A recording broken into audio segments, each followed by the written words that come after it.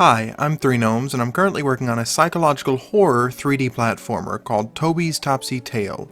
In the last video I made, I added 2 new levels to the game, the kitchen hubworld and the interior of the avocado castle.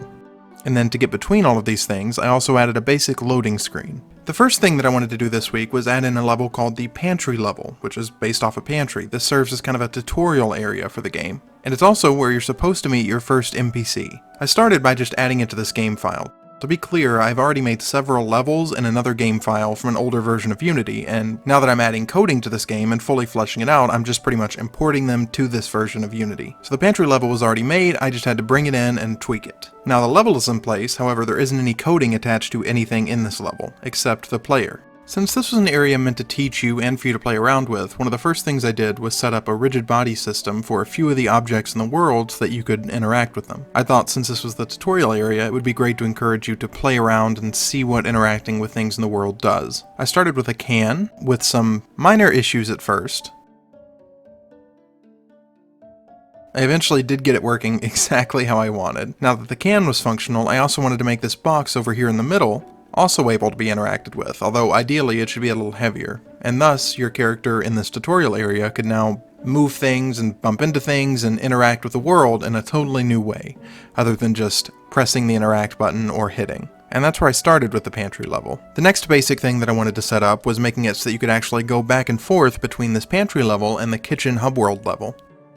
For example, when you walk up to the pantry door in the kitchen hubworld area, you can now go directly into the pantry, and then you can go from the pantry back out into the kitchen hubworld, and you'll be placed right outside the pantry door, which is where logistically you should be. Ideally, it all just kind of makes sense when you're playing.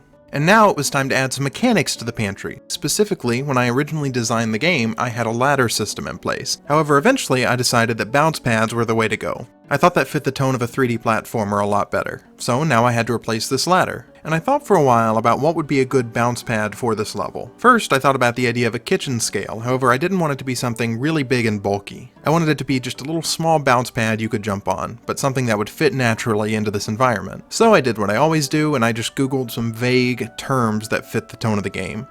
Like vintage pantry, for example. And while scrolling through, I noticed these little jars that are sometimes covered with some type of cloth. And of course my brain immediately went, okay, yeah, that's something that your character could logistically bounce off of, almost like a sort of trampoline. And so I started making one. And I use Blender for my 3D modeling, so I made the jar in there. Thankfully it has a nice little cloth system that got me that nice realistic look of the fabric on top, and then it was just texturing it and importing it into the game. And in one of my previous videos, I had set up a bounce system for Toby, so that I could just apply the bounce trigger to almost anything in the world to make that happen. So now the jar was a bounce pad.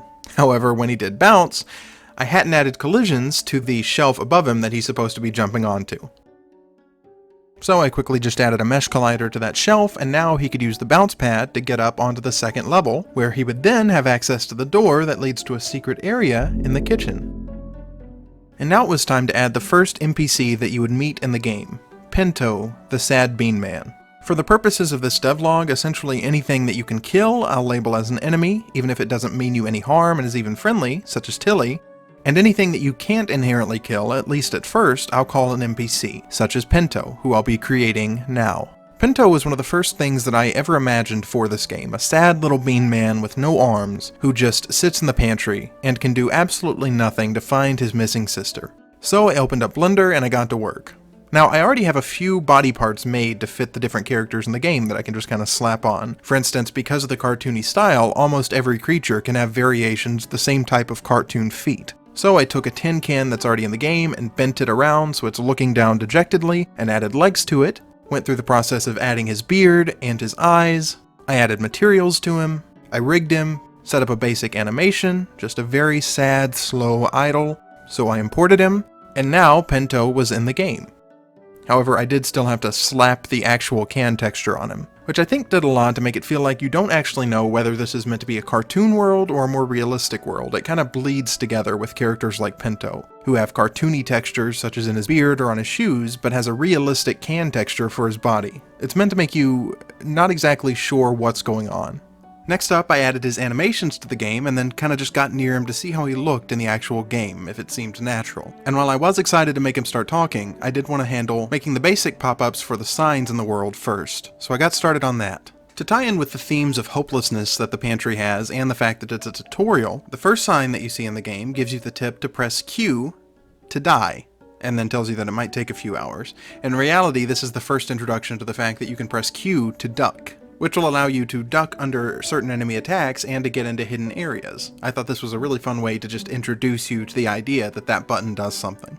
The next sign in the game welcomes you directly to the house of the sad bean man, Pinto, and it's obviously written by his sister, because Pinto doesn't have arms. And then another sign nearby, next to a broken down version of Pinto's house, is for Lima's home, which has obviously been destroyed. And she of course made the sign for herself because she does have arms.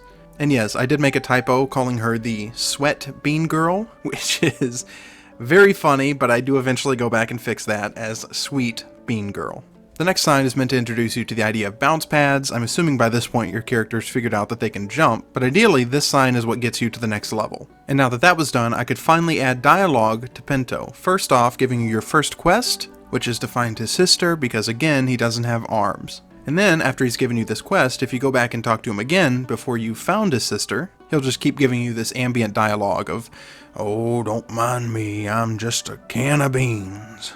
On that note, I originally added full dialogue for Pinto, actually voicing his lines in character. But ultimately that didn't fit really the style of the game that I was going for, and so I decided to just make his voice grumbles, which is similar to how when Tilly speaks, she'll sound like this. And yes, there will be some fully voiced dialogue in the game, but it's not for the cartoon characters in these little fantasy worlds. So now when you talk to Pinto, he'd actually make a sound, a little grumble, to signify that he was speaking to you. And that just felt so fun to me. Now that most of the basics of the pantry were set up and Pinto could talk, I decided it was time to tackle this basic loading screen because it was so boring it was driving me crazy. And the image I had in my mind was the name of the level up at the top in red, and then how many of the things you'd collected down at the bottom with the loading symbol, and then a custom image for every level in the game that I would hand draw. And then, right smack in the middle, I'd make some type of unique text that would show up when you're going into the level. So then I started setting this up with some of the levels that I'd already made in the game, like the kitchen level, and the pantry, and the fridge world. This just made it feel so much more fun to go between levels. You weren't just looking at a basic loading. You actually had something to keep you entertained, and even an update on the bottom on some of the things that you had collected. And having this template set up for levels that you go into makes this game feel so much better to me to play. And hopefully it'll make it feel better for you when you eventually get to play it. And that's what I've been doing the last couple weeks. Normally I like to put out the videos every week, but I've been a little busy, so I had to delay this one to the 2-week point. Make sure you like and subscribe, it's really important and it really helps the channel grow, and really motivates me to keep working on this project. Obviously, no matter what, I'm gonna get it done, but God, it feels good to get some type of acknowledgement that people like and care about your project. So comment, like, subscribe, share, do anything you want. If you have any thoughts on the game, make sure you comment down below. I've seriously used those comments to help me fix things in the game. It really is helpful. Anyways, I'm 3 Gnomes, thank you for watching, and, one of my YouTube people, one of the comments told me what I should say, because I always have trouble thinking of, like, what my sign-off should be. Hold on, I'll pull it up. Oh, come on, it's taking forever.